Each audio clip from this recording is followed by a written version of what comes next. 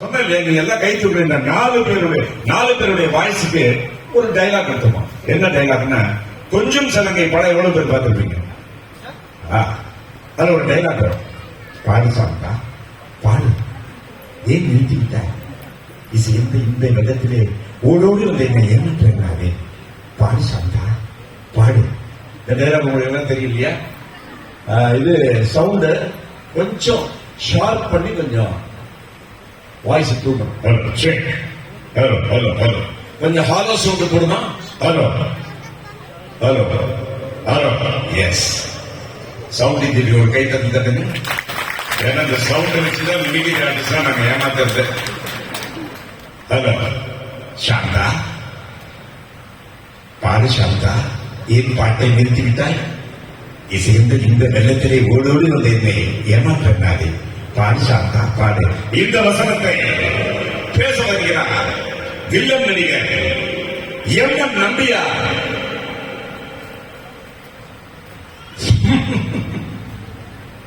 சாந்தா, ஏன் பாட்டை நிறுத்திட்ட?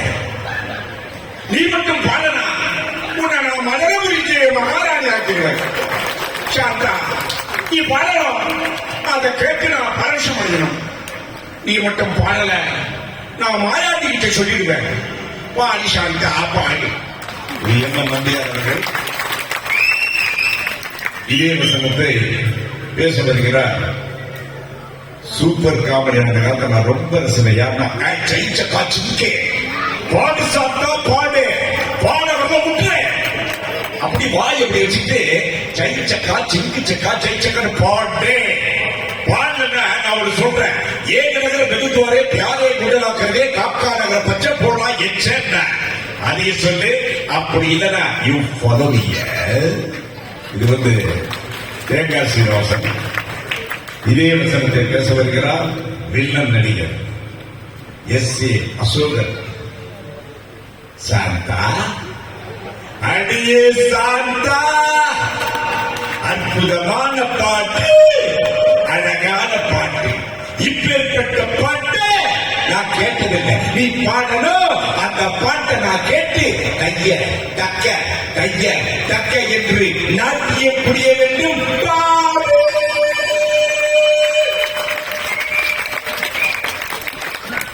இது அசோகன் அவருடைய வாய்ஸ்.